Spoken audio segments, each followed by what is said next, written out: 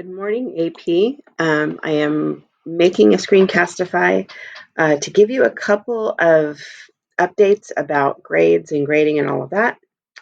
First of all, your progress reports come out this Friday. You have 2 or 3 columns. By the end of the week, you'll have 4 in the grade book. So I want to make sure that before I start assigning any new work, that people have a chance to go in and check their areas and have it updated. Of course, I'll be online all day today to help you. I can even help you in the intervention link, or you can just email me because I'll be here. Secondly, I want you to go ahead and get out.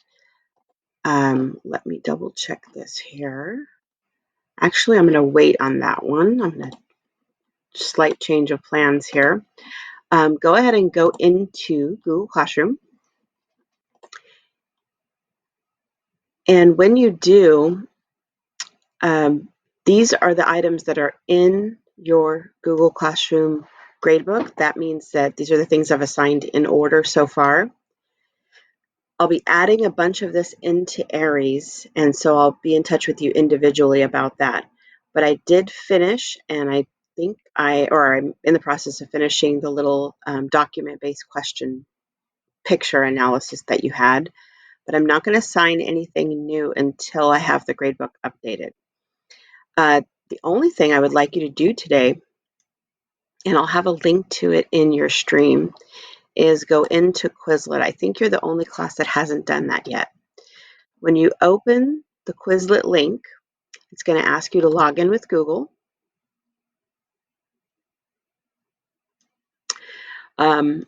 It'll give you a choice to say, I'm a teacher or a student. You are a student. And then for your class, you will have a set assigned here. I use this site to teach vocabulary kind of in a little easier, funner way, because of course we have a ton of terms in AP. So once you're enrolled, what it's going to do is ask you to sign in with Google. It's going to ask you to make a username, and you must have your first and last name in your username. If you don't, I'll have to remove you and you'll have to sign back up again. So be very careful that you do it correctly, because I'm actually going to put it in the grade book once you do sign in, even before I grade the sets. The sets will basically be, it'll say, for example, American Pageant 3 or something like that. When you click on it, it's going to open a set of vocabulary, and there's little like activities you do with each one. You spell it, or you hear it, you define it, and then finally they give you a little quiz on it. So that's the reason I use this Quizlet thing. Yours, when you log in, will say Quizlet student. And then up in the right-hand side, there will be a little, I'll show you.